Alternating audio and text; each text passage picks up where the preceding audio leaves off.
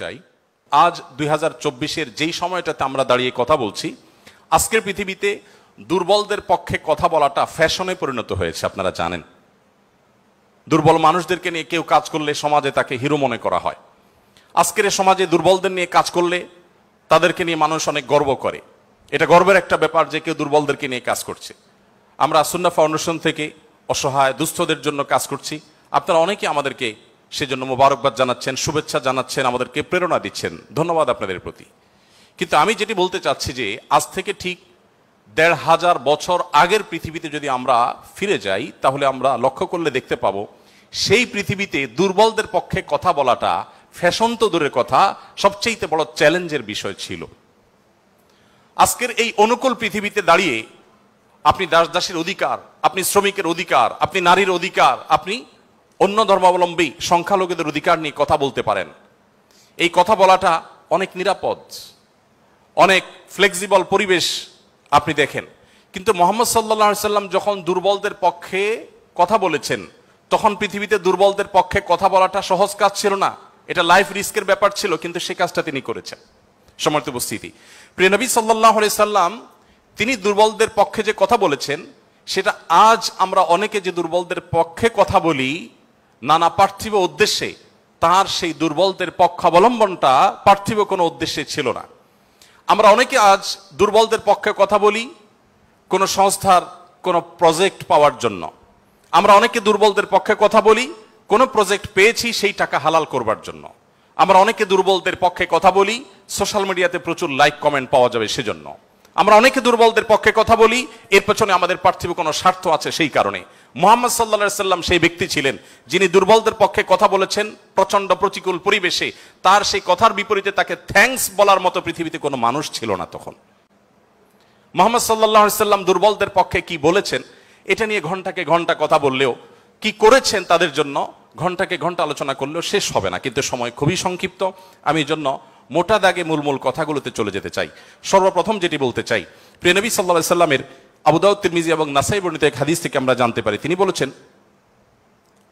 তোমরা তোমাদের যে সমস্ত দুর্বল মানুষেরা আছে সে সমস্ত দুর্বল মানুষদের ব্যাপারে আমার কাছে তালাশ করবে, খোঁজ খবর নিবে, তাদের জন্য কোনো কিছুর প্রয়োজন হলে আমাকে বলবে।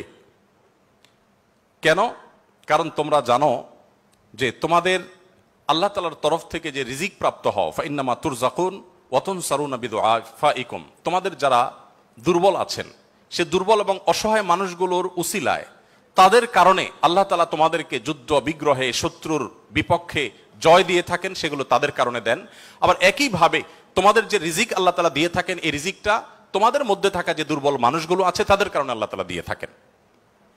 সম্মানিত উপস্থিতি, এই হাদিসের মাধ্যমে নবী সাল্লাল্লাহু আলাইহি সাল্লাম বোঝাতে চেয়েছেন তার আশেপাশে দুর্বল মানুষেরাই বেশি থাকে। আপনারা জানেন বেলাল, আম্মার, সোহেব, আরো যে সমস্ত সাহাবী ছিলেন, সালমান ফারসি রাদিয়াল্লাহু তাআলা আনহু সহ, এই সমস্ত অসহায় মানুষগুলো একাধারে বহিরাগত, বাহির থেকে আসা। আরবের মানুষরা বাহিরের মানুষদেরকে মানুষ মনে করতে কুণ্ঠাবোধ করে অনেকে, বা বেশিরভাগ। সেই সময়ের বাস্তবতা ছিল অনেকটা সেরকম। নবী করিম সাল্লাল্লাহু আলাইহি সাল্লাম সেই পরিস্থিতিতে বাহির থেকে আসা সালমান ফারসি শুধু তার পরামর্শে গোটা মদিনার চতুর্পাশে পরীক্ষা খনন করা সেই কষ্টসাধ্য কাজ শুরু করে দিয়েছিলেন। তিনি বেলাল রাদিয়াল্লাহু তাআলা আনহুর মতো একজন নিগ্রো, ইথিওপিয়ান এবং বাহির থেকে আসা কৃতদাস ছিলেন, সেই মানুষটিকে নবী সাল্লাল্লাহু আলাইহি সাল্লাম মুয়াজ্জিন বানিয়েছেন। আজ আমাদের সমাজে মুয়াজ্জিন মানে খুব সাদামাঠা একটা পদ, তখন মুয়াজ্জিন ছিলেন নবী করিম সাল্লাল্লাহু আলাইহি সাল্লামের পর সবচেয়ে মসজিদের মধ্যে থাকা সম্মানজনক পদ। নবী করিম সাল্লাল্লাহু আলাইহি সাল্লাম এভাবে দুর্বল সাহাবীদেরকে যে আগলে রাখতেন, দুর্বল সাহাবীদের মধ্যে তিনি থাকতেন এমন ভাবে যে আজ নেতারা যদি অন্যদের সাথে চলে, নেতা কে এটা পরিচয় দেওয়ার প্রয়োজন হয় না। কোন পাওয়ারফুল ব্যক্তি, কোন নেতা, তিনি যদি তার অনুসারীদেরকে সাথে নিয়ে অনুসারীদের বেষ্টিত হয়ে হাঁটেন, তো তাকে চেনার জন্য কারো জিজ্ঞেস করতে হবে না। আমাদের প্রিয় নবী সাল্লাল্লাহু আলাইহি সাল্লাম তিনি যখন সাহাবীদের মধ্যে বসা থাকতেন, তখন বাহির থেকে আসা মানুষরা জিজ্ঞেস করতে হতো, মান ফিকুম মুহাম্মদ, তোমাদের মধ্যে মুহাম্মদ লোকটা কে? আপনি চিন্তা করুন, তার বসার মোড়টা এমন ছিল যে অন্য 10 জন সাধারণ সাহাবীর মধ্যে তিনি নিজেকে মিশিয়ে ফেলতেন। তার মধ্যে কোনো অহংকার ছিল না, এমন ভাবে দুর্বলদের সাথে নিজেকে মিশিয়ে ফেলতেন যে বাহির থেকে আসা মানুষ তার অ্যাটিটিউড দেখে, তার বডি ল্যাঙ্গুয়েজ দেখে চেনার কোনো উপায় ছিল না যে মুহাম্মদ নেতা লোকটি কে সাল্লাল্লাহু আলাইহি ওয়াসাল্লাম। সম্মানিত উপস্থিতি, ঠিক একইভাবে আমরা জানি নবী করিম সাল্লাল্লাহু আলাইহি সাল্লাম কারা জান্নাতবাসী, জান্নাতি লোকদের মার্কা কি সেটা বলতে গিয়ে বলেছেন যে আল্লাহ আখবিরুকুম বিআহলিল জান্নাহ, তোমাদেরকে কি আমি বলে দিব না যে তোমাদের মধ্যে বিচরণকারী মানুষদের মধ্যে কারা কারা জান্নাতি, জান্নাতি হিসাবে তোমরা কাদেরকে সুধারণা করতে পারো, তাদের আলামত কি, যে আলামত দেখে তুমি অনুমান করবে, আন্দাজ করবে লোকটা জান্নাতি। নবী করিম সাল্লাল্লাহু আলাইহি সাল্লামের পর নিজে জবাব দিয়ে বলেছেন কুল্লু দাঈফিন মুতাদাঈফ, যে সমস্ত মানুষগুলো দুর্বল, বিনয়ী, নিরীহ, এই মানুষগুলো জান্নাতি।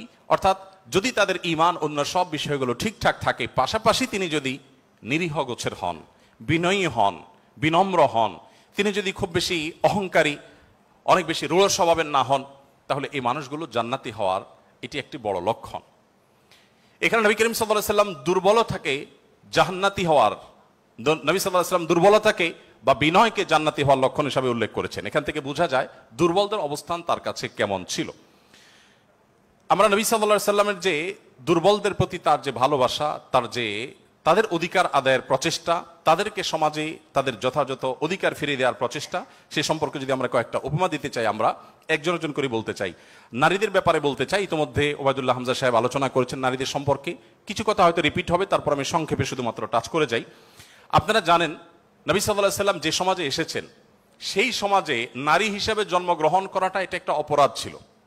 জীবন্ত কন্যাকে নিজের বাবা নিজে হাতে পুঁতে ফেলতো শুধুমাত্র কন্যা হওয়ার কারণে। আল্লাহ কোরআনে বলেছেন ওয়া ইযা বুশিরা আহাদুহুম বিল উনসা যাল্লা ওয়াজহুহু মুসওয়াদ্দান ওয়া হুয়া কাযীম, কারোর কন্যা সন্তান হয়েছে এই সংবাদটা তাকে দেয়া হলে তার মুখটা কালো হয়ে যেত।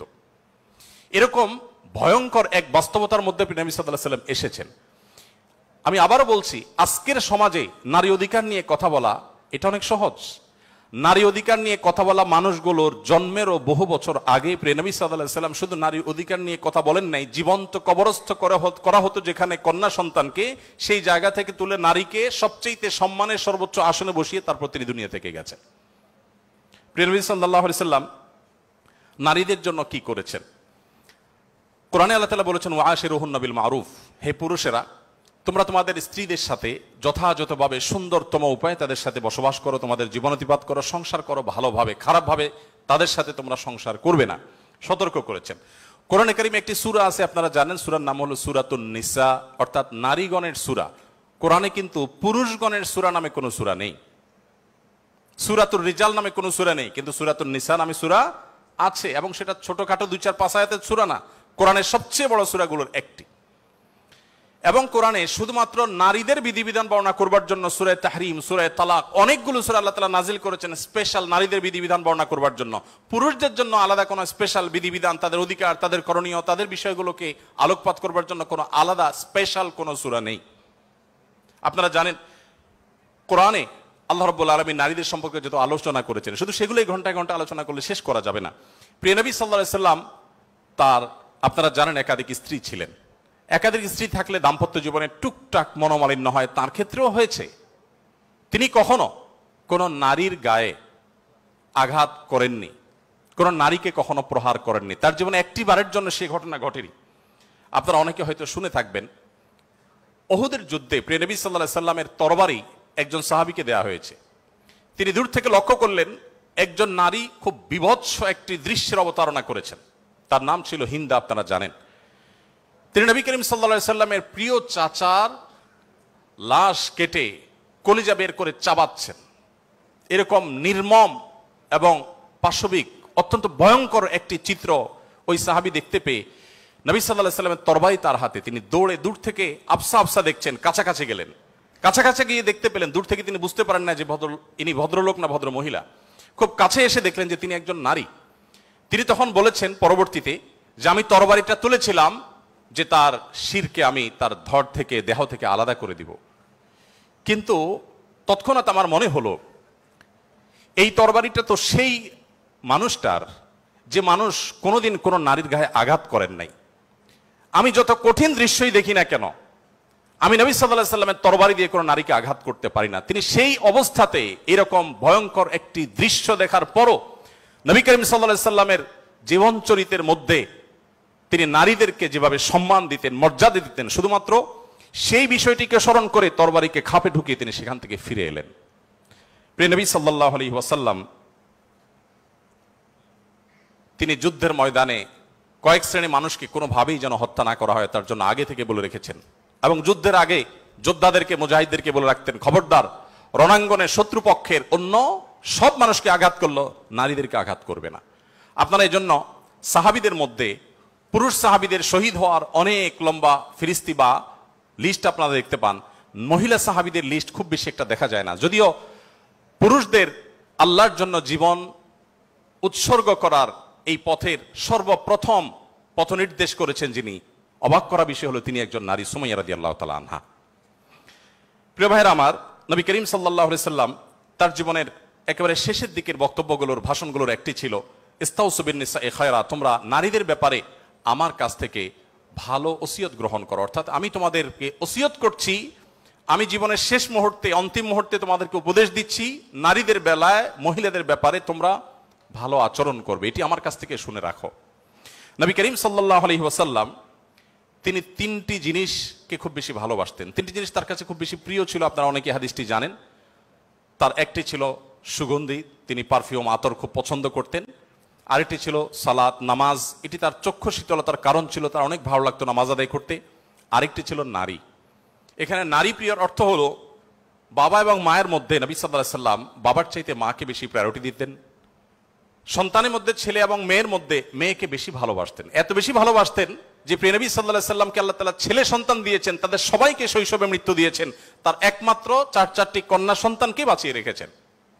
দিন শেষে তিনি কন্যাদের বাবা হয়ে বেঁচেছিলেন, ছেলেদের বাবা হয়ে বেঁচে ছিলেন না। ঠিক একইভাবে প্রিয় নবী সাল্লাল্লাহু আলাইহি সাল্লামের আরেকটা হাদিস সহিহ মুসলিমে বর্ণিত হয়েছে, আমরা জানি নবী সাল্লাল্লাহু আলাইহি সাল্লাম বলেছেন, কেউ যদি তার দুটি কন্যা সন্তানকে প্রাপ্তবয়স্ক হওয়া পর্যন্ত সুন্দর আচরণ করে, যথাযথভাবে লালন পালন করে, কোনো প্রকার বৈষম্য না করে, অবিচার না করে, তাদের প্রতি সদাচরণ করে, তো কিয়ামতের ময়দানে নবী সাল্লাল্লাহু আলাইহি সাল্লাম বলেছেন সেই লোক শুধু জান্নাতে যাবে না, কিয়ামতের দিন আল্লাহ নবী সাল্লাল্লাহু আলাইহি সাল্লাম বলেছেন আনা ওয়া হুয়া কাহাতাইন, সে এই দুটি আঙ্গুল যেরকম পাশাপাশি অবস্থান করছে জান্নাতে আমার ঠিক কাছাকাছি এইভাবে অবস্থান করবে, দুটি কন্যা সন্তানকে যথাযথভাবে পালন করবার কারণে। আমি জানি না আপনারা নিশ্চয় অনেকে অনেক হাদিস পড়ে থাকবেন, আপনারা এমন কোন হাদিস পেয়েছেন কিনা যে 1 ডজন ছেলে সন্তান লালন পালন করলে এইরকম কোন ফজিলত এর কথা কোথাও বলা হয়েছে? আপনারা দেখেছেন এরকম কোন হাদিস? আমি অন্তত পাই নাই যে 1 ডজন ছেলে লালন পালন করেছে কোনো মা বাবা, তার বিনিময়ে তাদেরকে নবী সাল্লাল্লাহু আলাইহি সাল্লাম বলেছে যে 12টা যেহেতু করেছে, দুটা মেয়ের বিপরীতে 12টা ছেলে করেছে, একটা পুরস্কার হোক না, এরকম কোন পুরস্কারের কথা আমার জানা নেই। এরপরে যখন এক শ্রেণী মানুষ বলে যে ইসলাম নারীদেরকে ঠকিয়েছে, তখন তাদের ব্যাপারে কি বলা যায় সেটা আপনারা ঠিক করবেন। সম্মানিত উপস্থিতি, নবী করিম সাল্লাল্লাহু আলাইহি ওয়াসাল্লাম বলেছেন, কোনো বাবা, কোনো অভিভাবক, কোনো প্যারেন্টস, কোনো মা যদি কোনো কন্যার কারণে কন্যা দায়গ্রস্ত হয়ে পড়েন, সমাজের মানুষের কুসংস্কারের কারণে যদি তার মুখটা ছোট হয়ে যায়, কোনো কারণে তিনি যদি কোণঠা সময় পরিস্থিতির মধ্যে পড়ে যান, এরপরও তিনি যদি সেই মেয়েদেরকে লালন পালন করার ক্ষেত্রে কোনো কার্পণ্য না করেন, সমাজের বিরুদ্ধে দাঁড়িয়ে বুক টান টান করে যদি তার কন্যাদেরকে তিনি ভালোবাসা দেন, সদাচরণ করেন, তাদের অধিকার যথাযথভাবে দিয়ে দেন, দুঃখিত, তাহলে সেক্ষেত্রে নবী সাল্লাল্লাহু আলাইহি সাল্লাম বলেছেন এই কন্যাদের প্রতি সদাচরণ করবার কারণে জাহান্নাম থেকে মুক্তির কারণ হবে কিয়ামতের ময়দানে ওই ব্যক্তির জন্য। এটি নবী সাল্লাল্লাহু আলাইহি সাল্লামের আরো বহু হাদিস আছে, আমি আর সেদিকে যাব না, শুধুমাত্র একটি হাদিস বলে শেষ করব। সেটা হলো, আপনারা জানেন নবী করিম সাল্লাল্লাহু আলাইহি সাল্লামকে জিজ্ঞাসা করা হলো, ইয়া রাসূলুল্লাহ মান আহাক্কুন নাসি বিহুসনি সুহবাতি, আমার সবচেয়ে ভালো আচরণ পাওয়ার অধিকারটা কার? নবীজি সাল্লাল্লাহু আলাইহি সাল্লাম বলেছেন উম্মাক, তুমি সবচেয়ে ভালো আচরণ করবে তোমার মায়ের। এরপর জিজ্ঞাসা করা হলো, হে আল্লাহর রাসূল তারপর? আপনারা জানেন হাদিসটি খুবই প্রসিদ্ধ হাদিস, তিনি বলেছেন তারপর তোমার মায়ের। জিজ্ঞাসা করা হলো তারপর, এরপরে বললেন তারপরও তোমার মায়ের। এরপর সাহাবী যখন জিজ্ঞাসা করলেন ইয়া রাসূলুল্লাহ তারপর, এরপর বললেন তোমার বাবার। আপনারা অনেকে শুনেছেন ডক্টর জাকির নায়েক, তিনি এই হাদিস প্রসঙ্গে বলেছেন আল্লাহ নবী সাল্লাল্লাহু আলাইহি সাল্লাম গোল্ড মেডেলটাও দিলেন মাকে, তারপর সিলভার মেডেলটাও দিলেন মাকে, ব্রোঞ্জটাও দিলেন মাকে, বাবাকে দিলেন একটা সান্ত্বনা পুরস্কার। এরপরে যদি কেউ বলে যে ইসলাম নারীদেরকে ঠকিয়েছে, যে যুক্তিতে বলে সেটা আপনারাও জানেন আমিও জানি, বলা হয় বাবার সম্পদে ছেলে যদি 2 টাকা পায়, মেয়ে 1 টাকা পায়, এখানে মেয়ের প্রতি অবিচার করা হয়েছে। আপনারা জানেন এর মতো হাস্যকর একটা দাবি আরেকটি হতে পারে না। কারণ ছেলে বেচারা, এতক্ষণ শুধু মেয়েদের কথা বলছি, আসলে একটু ছেলেদেরকে আমরা দুর্বল হিসেবে দেখি। ছেলে বেচারা প্রাপ্তবয়স্ক হওয়ার পর বাবা মা তার ভরণ পোষণ দিতে বাধ্য নন। যদি বাবা মা বলেন যে তুমি প্রাপ্তবয়স্ক হয়ে গেছো, তোমার চাল ডাল তুমি জোগাড় করো, বাবা মা সেটা বলতে পারেন, সে রাইট তাদের আছে। বিয়ে এখনো বেচারা করে নাই, মাত্র প্রাপ্তবয়স্ক হয়েছে। এরপর প্রাপ্তবয়স্ক হওয়ার পর যখন বিয়ে শাদী চিন্তা করে, বাপ মা এটা বলতেই পারেন যে বাবা তোমার বিয়ে শাদীর টাকা তুমি জোগাড় করো, আমি তোমার বইয়ের গহনা কিনে দিব, মোহর জোগাড় করব, তোমার খরচ খরচা দিব। এটা বাবা মা করতে বাধ্য নন শরীয়তের দৃষ্টিকোণ থেকে, ছেলেরটা ছেলেকেই জোগাড় করতে হবে। আপনাদের অনেকগুলো প্রশ্ন আমার কাছে আসছে, এর মধ্যে সবচেয়ে কমন যে প্রশ্ন বারবার এসেছে সেটা হলো যুবকদের প্রশ্ন, বাবা মা বিয়ে দিতে চায় না, আমরা কি করব? আমি সে প্রশ্ন উত্তরে যেতে পারবো কিনা জানি না, তবে তরুণদের আহাজারে আমাকে খুব কষ্ট দেয়। কারণ আমি খুব বেশি বয়সে বিয়ে করিনি, আমি এখন নানা হয়েছি, আপনারা অনেকে জানেন। আমার এই বয়সে আমি নানা হয়েছি, এটা অনেকে শুনলে আসমান থেকে নাজিল হওয়ার উপক্রম হয় যে কিভাবে সম্ভব। তো আমি বলি, আমি আমার সংসার জীবন গোছানো শেষ, আমি এবং আমার মিসেস সহ বাকি জীবন আরামের সাথে দেশ বিদেশ যদি ঘুরেও বেড়াই, আল্লাহ বিল্লাহ করে বাকি জীবন কাটিয়ে দিই, আমার কোনো টেনশন নাই, কারণ আমার সংসারের সব সেট আপ করা শেষ। সে সমস্ত মানুষদেরকে দেখে আমার করুণা হয়, মায়া হয়, যারা আর্লি ম্যারেজকে দোষণীয় মনে করে তারা অনেক বেশি দেরি করে তথাকথিত নিজের পায়ে দাঁড়ানোর কথা বলে 30-35 পার হওয়ার পর বিবাহ শাদী করেন। এই মানুষগুলো তাদের ছেলে মেয়ে হইতে হইতে, প্রথম তো আবার ছেলে মেয়ে নেওয়া যাবে না, একটা লম্বা সময় এনজয় করতে হবে, 40-এর পর হয়ে যায় ছেলে মেয়ে হতে হতে। এরপর এই ছেলে পড়ালেখা করে গ্রাজুয়েশন করতে করতে 55-60 ছুঁই হয়ে যায়, ততক্ষণে সংসারের ঘানি টানতে থাকে। আল্লাহ না করুন ছেলেটা যদি অমানুষ হয়, এই বেচারা বৃদ্ধ বয়সে আর যাওয়ার কোনো উপায় নাই। আবার সন্তান তো একটা বা দুইটা বেশি নেওয়া যাবে না, তাহলে তার দুঃখের কোনো শেষ আছে? আর আমার সবকিছু কমপ্লিট। এখন ছেলে মেয়ে যদি বেশি বেতাল হয়, বেলাইন হয়, সোজা কানটা মলে দিয়ে দরজা দেখা দিতে কোনো অসুবিধা নাই। কারণ আমার সেকেন্ড থার্ড ফোর্থ অপশন আছে, অনেকগুলো সন্তান আছে। আর দ্বিতীয়ত আমার বয়সে এখনো অনেকখানি বাকি আছে। যাই হোক, আমি সেদিকে যাচ্ছি না। আমি যেটা বলছিলাম সেটা হলো ছেলেদের এই বেচারাদের যে অসহায়ত্ব, এটার কথা কেউ বলে না। দেখেন, আমিও নারীদের ওয়াজি করে গেলাম, ছেলেদের অসহায়ত্বের কথা একটু বলি। এই বেচারারা যতদিন বাবার সংসারে থাকবে, তোমার ঘানে তুমি টানো, বাবা মা বাধ্য না। মেয়েকে কিন্তু এটা বাবা বা মা বলতে পারেন না।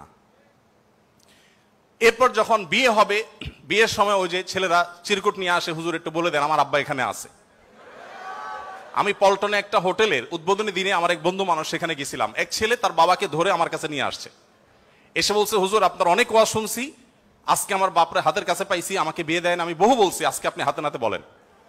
আমি নিজের লজ্জা লাল হয়ে গেলাম যে ছেলে কি বেহায়ার মতো কথা। যাই হোক, তো এই বেচারারা বিয়ে করতে যাবে, বাপ বলে যে কি করো তুমি, বিয়ে করবে মানে টাকা কামাই করো। মেয়েদের বিয়ের সময় কি বাবা মা এটা বলে তুমি কয় টাকা কামাই করছো তোমার বিয়ে দিব? বলার সুযোগই নাই, রাইটই নাই। এরপরে বিয়েটা যখন হয়ে যায়, এই বেচারা এতদিন নিজের পেট পালা লাগতো, এখন বউয়ের পেট পালো, ছেলে মেয়ের পেট পালো, অর্থাৎ তাদের রিজিকের ব্যবস্থা করো, তাদের উপার্জনের দায় দায়িত্ব তার। নিজের বাবা মা যদি বৃদ্ধ হয়ে যান, অসহায় হয়ে যান, তাদের দায়িত্ব তার। বাপের বাড়ি যাওয়ার সময় বাজারটা তার করতে হয়, শ্বশুর বাড়ি যাওয়ার সময় মিষ্টির প্যাকেটটার টাকাও তাকে দিতে হয়। শতভাগ খরচ ছেলের, শতভাগ খরচ কার? ছেলের। আর বাপের সম্পদে পাবে হলো 2 টাকা, 2 আনা, আর মেয়ে পাবে 1 টাকা।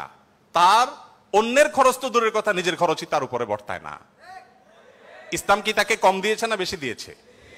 একজনকে 2 টাকা দিয়ে বাজারে পাঠিয়ে বিরাট বড় ফর্দ দেখাই দিয়েছেন, এতগুলো সব তোমাকে আনতে হবে।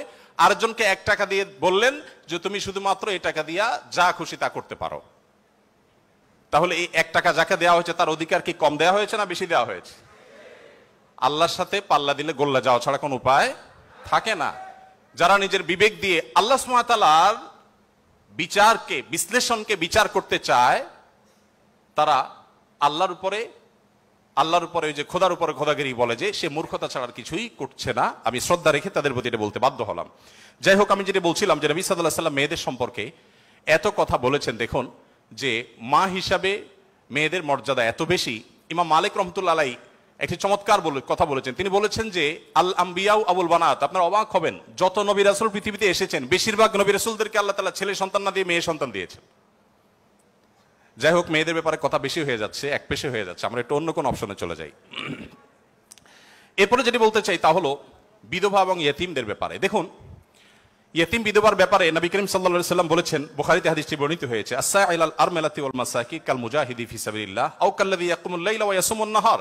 যে ব্যক্তি কোনো বিধবার ব্যয়ভারের দায়িত্ব গ্রহণ করবে, যে ব্যক্তি কোনো ইয়েতিমের লালন পালনের দায়িত্ব গ্রহণ করবে, অভিভাবকত্বের দায়িত্ব গ্রহণ করবে, নবী সাল্লাল্লাহু আলাইহি ওয়াসাল্লাম বলেছেন এই ব্যক্তি আল্লাহর রাস্তায় রণাঙ্গনে জিহাদরত ব্যক্তি আল্লাহর কাছে যে মর্যাদা লাভ করবে, নিজের জায়গায় বসে থেকে অসহায় বিধবার দায়িত্ব, বিধবা ভাতা দিয়ে তার দায়িত্ব গ্রহণ করলে এই ব্যক্তিকে আল্লাহ তাআলা সেই মর্যাদা দান করবেন। আপনি এরকম কোন হাদিস দেখাতে পারবেন না যে একটা লোক বেচারার বউ মরে গেছে, মনমরা থাকে, যদি কোনো ভদ্র মহিলা তার আশ্রয় দেওয়ার জন্য তিনি অনুপযুক্ত হওয়া সত্ত্বেও নিজেকে পেশ করেন, উপস্থাপন করেন আর তার আশ্রয় হয়ে যান, তাহলে নবী সাল্লাল্লাহু আলাইহি ওয়াসাল্লাম বলেছেন তার এই পুরস্কার আছে। নিশ্চয়ই ভালো কাজের সওয়াব আছে, কিন্তু আলাদা পার্টিকুলার কোনো সওয়াবের কথা নবী সাল্লাল্লাহু আলাইহি ওয়াসাল্লাম বলেন নাই। কিন্তু একজন বিধবার ব্যাপারে কিন্তু সেই কথা বলা হয়েছে। ইয়েতিমের ব্যাপারে নবী সাল্লাল্লাহু আলাইহি ওয়াসাল্লাম বলেছেন, আনা ওয়া কাফিলুল ইয়াতিমি কাহাতাইন, আমি এবং ইয়েতিমের অভিভাবক, যিনি ইয়েতিমের দায়িত্ব নেন, এই দুইজন এই দুটি আঙ্গুলের মতো পাশাপাশি জান্নাতে অবস্থান করবো। আপনারা অনেকে বলতে পারেন যে জান্নাতে এই লোক নবীর কাছে থাকবে, এর আগে শুনলাম দুইটা কন্যা লালন পালন করলে সেও নবী সাল্লাল্লাহু আলাইহি ওয়াসাল্লাম কাছে থাকবে, তো নবী সাল্লাল্লাহু আলাইহি ওয়াসাল্লামের কাছে কতজন থাকবে? আসলে দুনিয়াতে আমরা একজনের সাথে আরেকজন হাঁটতে পারি, আখিরাতকে আমরা দুনিয়ার মতো কম্পেয়ার করি বা বিবেচনা করি, আখিরাতের বিষয়টা সম্পূর্ণ ভিন্ন। নবী সাল্লাল্লাহু আলাইহি ওয়াসাল্লামের জান্নাত এটা তো দুনিয়ার কোনো প্রাসাদের মতো হবে না, বিশাল বড় জগৎ নিয়ে হবে। সবচেয়ে ছোট জান্নাতে যে গোটা পৃথিবীর সমান 10 পৃথিবীর সমপরিমাণ জান্নাত তিনি পাবেন। মহাশূন্য সম্পর্কে আমরা ধারণা পাওয়ার পর আমাদের কাছে এটা খুব সহজ মনে হয় যে পৃথিবীর অন্যান্য পৃথিবীর বাইরে যে আল্লাহ তাআলার মহা সৃষ্টি আছে সেগুলোর তুলনায় পৃথিবী খুব ক্ষুদ্র। যখন পৃথিবীতে এগুলো আবিষ্কার হয় নাই, আপনি চিন্তা করুন তখনকার মুসলমানদের জন্য ঈমান আনা কতটা কঠিন ছিল, যে কিভাবে এত বড় জান্নাত দিবেন আল্লাহ তাআলা, কোথায় এত জায়গা। কিন্তু আজ আমরা সেটা আবিষ্কার করেছি, আমরা জানি কিয়ামত পর্যন্ত আবিষ্কার হতে থাকবে। কোরআন এবং সুন্নাহর অনেক কিছু এখনো আমাদের বুঝে আসছে না, কিন্তু এক সময় হয়তো বুঝে আসবে। তো যাই হোক, নবী করিম সাল্লাল্লাহু আলাইহি ওয়াসাল্লাম ইয়েতিমের ব্যাপারে এই সুসংবাদ আমাদেরকে দিয়েছেন। এবং নবী সাল্লাল্লাহু আলাইহি ওয়াসাল্লাম আরেকটা হাদিস বলে আমি শেষ করব, তিনি বলেছেন যে ব্যক্তি তার পরিবারের মধ্যে কোনো ইয়েতিমকে সংযুক্ত করেন, এই জায়গা আমি একটু থামবো। ইয়েতিমকে সংযুক্ত করার মানেটা কি? আমাদের দেশে ইয়েতিম বা গরিবের বাচ্চাকে লালন পালন অনেকেই করেন, কিন্তু সেটা নিজের ধান্দায় করেন, গরিবের প্রয়োজনে না। কিভাবে সেটা?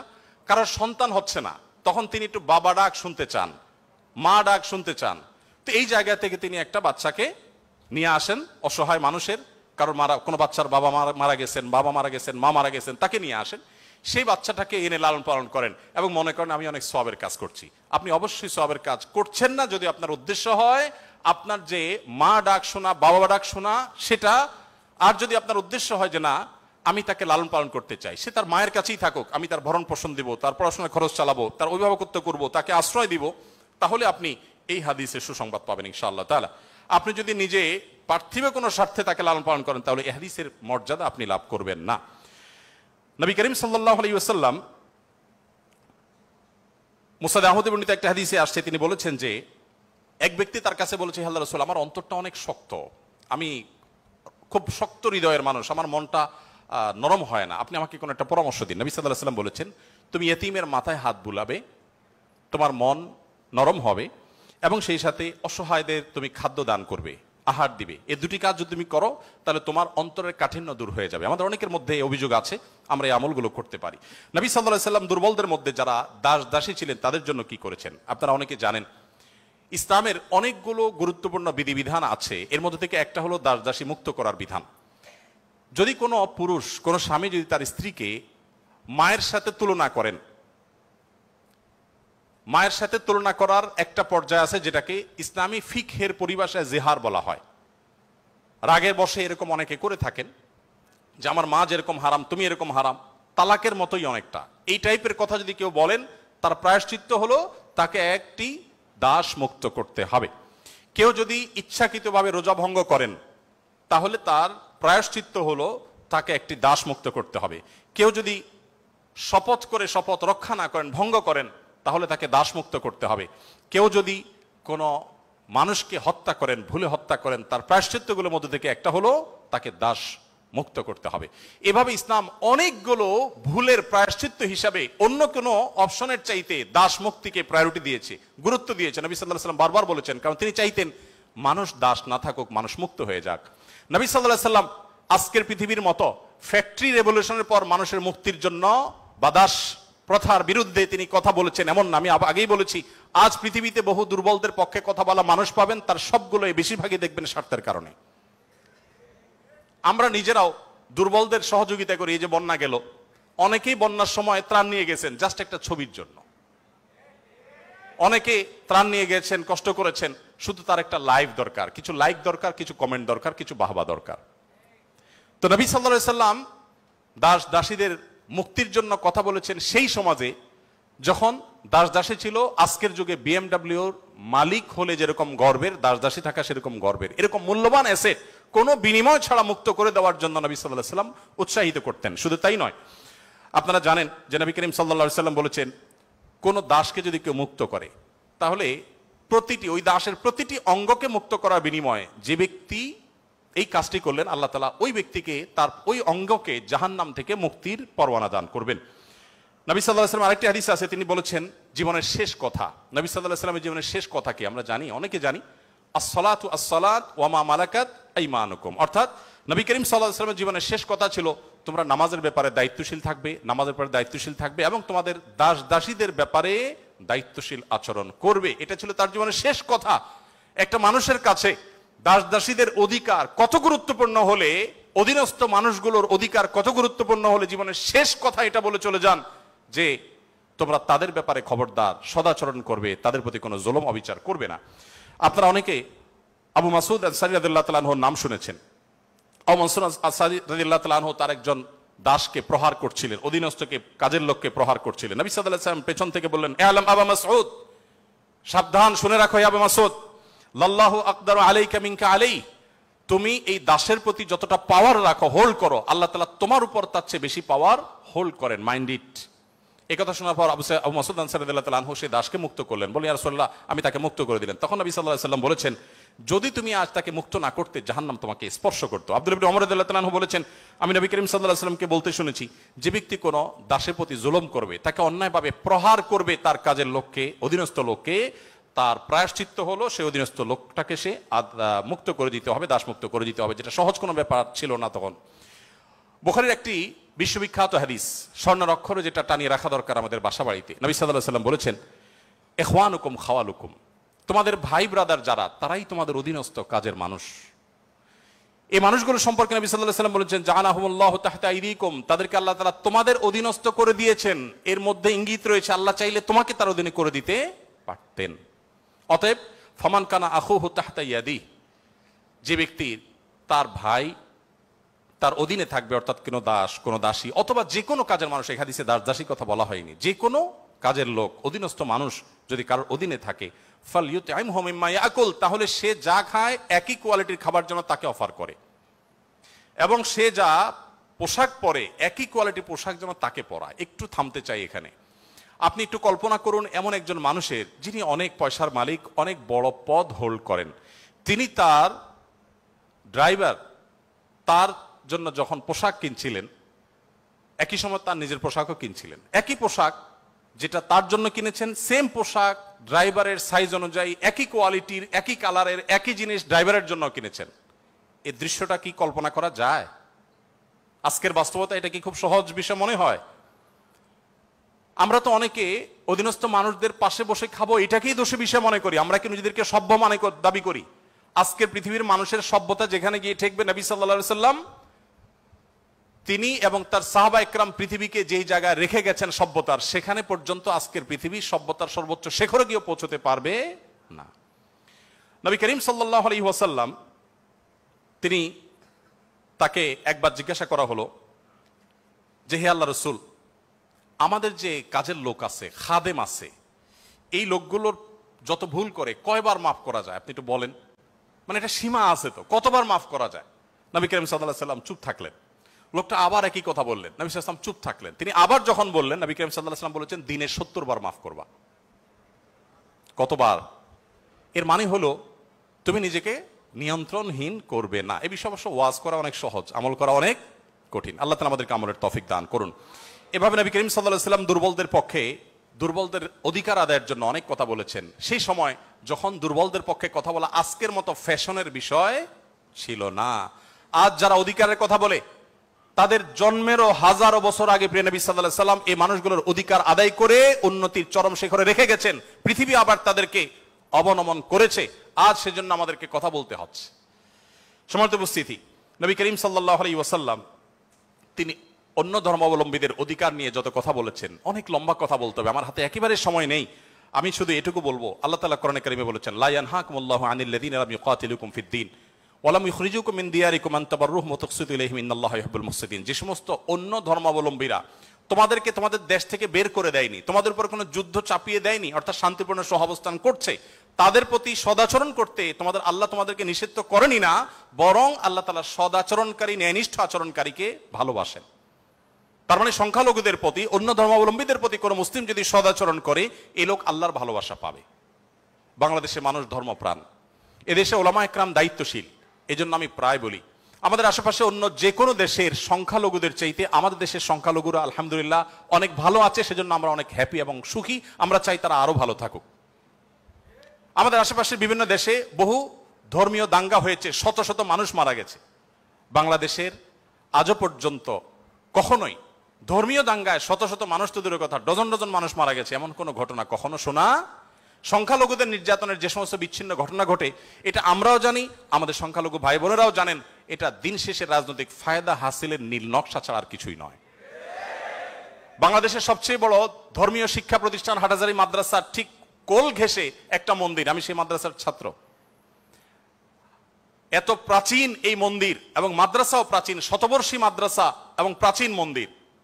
কেউ বলতে পারবে না যে মাদ্রাসার হাজার হাজার ছাত্রের কেউ কোনোদিন একটা ঢিল সেই মন্দিরে নিক্ষেপ করেছেন অথবা মন্দির থেকে পাল্টা এরকম কিছু হয়েছে, কেউ বলতে পারবে না। বাংলাদেশের মানুষের সাম্প্রদায়িক সম্প্রীতির যে উদ্যম দৃষ্টান্ত, পৃথিবীর অনেক উন্নত দেশেও সে দৃষ্টান্ত নাই। এটা আমরা কোত্থেকে পেয়েছি? ইসলাম থেকে পেয়েছি। আমাদের সংখ্যালঘু ভাই বোনদের প্রতি সদাচরণ করতে আমাদের ইসলাম বলে, ভালো মুসলিম হওয়ার প্রয়োজনে আমাদের এটা করতে হচ্ছে। অতএব আমরা যত বেশি ভালো মুসলিম হতে পারবো, আমাদের সংখ্যালঘু ভাই বোনরাও তত নিরাপদে থাকবেন। নবী সাল্লাল্লাহু আলাইহি ওয়াসাল্লাম বলেছেন, যেই ব্যক্তি কোনো অমুসলিম, যিনি মুসলিম ভূখণ্ডে বসবাস করার পারমিশন নিয়ে আসছেন, ধরুন বাইরে থেকে ভিসা নিয়ে এসছেন, অনুমোদিত তার বসবাসটা, এরকম কোন অন্য ধর্মাবলম্বীকে যদি কোনো মুসলমান হত্যা করে, এই মুসলমান এই হত্যার কারণে জান্নাত তো দূরের কথা, জান্নাতের ঘ্রাণও সে পাবে না। মানুষটা কিন্তু অন্য ধর্মাবলম্বী। নবী সাল্লাল্লাহু আলাইহি ওয়াসাল্লাম একটা ইহুদির লাশ নিয়ে যাওয়া হচ্ছিল, তিনি সম্মান প্রদর্শন করলেন। সাহাবীরা বললেন, ইয়া রাসূলুল্লাহ, ইহুদির লাশ আপনি সম্মান প্রদর্শন করছেন? নবী সাল্লাল্লাহু আলাইহি ওয়াসাল্লাম বলেছেন, আলাইসাত নাফসা, সে কি মানুষ না? লোকটা ইহুদি হতে পারে কিন্তু তিনি মানুষ না। আব্দুল্লাহ ইবনে ওমর রাদিয়াল্লাহু তাআলা আনহু বাসায় ছাগল জবে হয়েছে, তিনি বাহির থেকে এসে জিজ্ঞাসা করলেন, আহাদাইতুম লিজারনাল ইয়াহুদি, আমাদের ইহুদি প্রতিবেশী বাসায় গোশত পাঠিয়েছো? বাসার লোকজন বলল, না তো। তখন তিনি বললেন, আল্লাহ রাসূল সাল্লাল্লাহু আলাইহি ওয়াসাল্লাম প্রতিবেশীর অধিকার নিয়ে এত কথা বলেছেন যে নিজের সম্পদে তাদের হিস্সা আল্লাহ তাআলা নির্ধারণ করে দেওয়ার উপক্রম হয়েছিল, আর তোমরা কেন প্রতিবেশী বাসায় খাবার পাঠাওনি? আমাদেরকে আরো ডেভেলপ করতে হবে। আমাদের আশেপাশে কোনো হিন্দু বসবাস করেন, আপনার পাশে ফ্ল্যাটে, পাশের বাড়িতে, আপনি কয়দিন তার বাসায় খাবার পাঠিয়েছেন, গিফট পাঠিয়েছেন? অথচ ইসলাম কিন্তু সেই নির্দেশ আমাদেরকে করে। যাই হোক, নবী করিম সাল্লাল্লাহু আলাইহি ওয়াসাল্লাম চতুষ্পদ জন্তু, পশু পাখির প্রতি তার যে দয়া ছিল, তারা দুর্বল, তারা অসহায়, তাদের পক্ষে নবী সাল্লাল্লাহু আলাইহি ওয়াসাল্লামের যে অবস্থান ছিল, একবার আপনারা জানেন বিখ্যাত হাদিস, নবী সাল্লাল্লাহু আলাইহি ওয়াসাল্লাম বলেছেন যে অনেক আগের একটি ঘটনা, এক লোক তিনি যাচ্ছিলেন কোথাও পানি পান করার জন্য, কোন একটা কুয়াতে তিনি নেমেছেন, উঠে দেখতে পেলেন একটি কুকুর পিপাসায় সেরকম উসফুস করছে। তখন তিনি তার পোশাক খুলে পানিতে চুবিয়ে, সে পানির চিবিয়ে ওই কুকুরকে খাওয়ালেন। এই হাদিসটি দুই রকম আছে, একজন পুরুষের ক্ষেত্রে আছে, তিনি তার পায়ের মোজা খুলেছেন, একজন নারীর কথা আছে, তিনি তার ওড়না খুলে এই কাজটি করেছেন। ওই নারী ব্যভিচারিণী হওয়া সত্ত্বেও আল্লাহ তাআলা একটি প্রাণীর প্রতি এই ভালোবাসা, এই সম্প্রীতি দেখাবার জন্য তাকে মাফ এবং নাজাত দিয়ে দিয়েছেন। নবী সাল্লাল্লাহু আলাইহি ওয়াসাল্লাম বলেছেন যে এর বিপরীতে একজন নারী, আপনারা সেটাও শুনেছেন অনেকে, যে একটি ইবাদত গুজার একজন নারী একটি বিড়ালকে বেঁধে রেখেছিলেন এবং সে বিড়ালকে বেঁধে রাখতে রাখতে এক পর্যায়ে না খেয়ে বিড়ালটি মারা গেছে, তাকে খাদ্য দেননি। শুধুমাত্র এই কারণে তিনি ইবাদত গুজার হওয়া সত্ত্বেও আল্লাহ তাআলা ওই নারীকে জাহান্নামী হিসেবে ঘোষণা করেছেন, শুধুমাত্র একটা প্রাণীর জীবনের প্রতি এই হেয়ালিপনা করার জন্য। এখন প্রাণী তো দূরের কথা, মানুষের জীবন আমরা শেষ করে ফেলছি নির্দয়ভাবে। নবী করিম সাল্লাল্লাহু আলাইহি সাল্লামের আরো হাদিস আমরা জানি, একটা পাখির দুটি বাচ্চাকে কেউ একজন ধরে নিয়ে গেলেন। নবী আলাইহিস সালাম যখন দেখলেন এই কাজটি কেউ করেছে, তখন বললেন যে কে কাজটি করেছো? তখন নবী করিম সাল্লাল্লাহু আলাইহি সাল্লাম তাকে ডেকে বললেন, যাও, এই যে পাখি, মা পাখিটা সে ছটপট করছে আমি দেখতে পাচ্ছি, এই বাচ্চাগুলোকে সেখানে রেখে আসো, এটা তোমার জন্য জায়েজ নাই, মা পাখির বাচ্চাগুলোকে তুমি ছিনিয়ে আনবে জাস্ট তোমার বিনোদনের জন্য। তখন নবী করিম সাল্লাল্লাহু আলাইহি সাল্লাম ওই নির্দেশ সাহাবীকে করেছেন এবং ভৎসনা করেছেন এই কাজটি করবার জন্য। এর বিপরীতে আরেকটা ঘটনা আমরা জানি, এর পাশাপাশি আরেকটা ঘটনা আমরা জানি, নবী সাল্লাল্লাহু আলাইহি সাল্লাম এক ব্যক্তিকে দেখলেন তিনি পিপিলিকার উপদ্রব থেকে বাঁচার জন্য আগুন দিয়ে পোড়াচ্ছেন। তিনি বলেছেন, খবরদার, লা ইউআযযিবু বিন-নার ইল্লা রাব্বুন নার, আগুন দিয়ে পুড়িয়ে নির্মম ভাবে তুমি এটাকে হত্যা করতে পারো না। যদি হত্যা করতেই হয় তাহলে তুমি এমনি পিষে মেরে ফেলো, অন্য কোনো ভাবে মেরে ফেলো, নির্মম ভাবে তুমি মারতে পারো না। আমাদের অনেকে দেখবেন যে ওই যে এক ধরনের আঠা পাওয়া যায় ইঁদুর মারার, সে আঠা দিয়ে ইঁদুর মারার চেষ্টা করেন, নির্মম ভাবে মৃত্যু, হত্যা করা বা নিধন করা, এটা জায়েজ নাই। সে আপনাকে উপদ্রব করে, আপনি হত্যা করতে পারেন, কিন্তু নির্মম ভাবে হত্যা করবার বা হত্যাকে আপনি এনজয় করবেন এই অধিকার আপনাকে ইসলাম দেয়নি।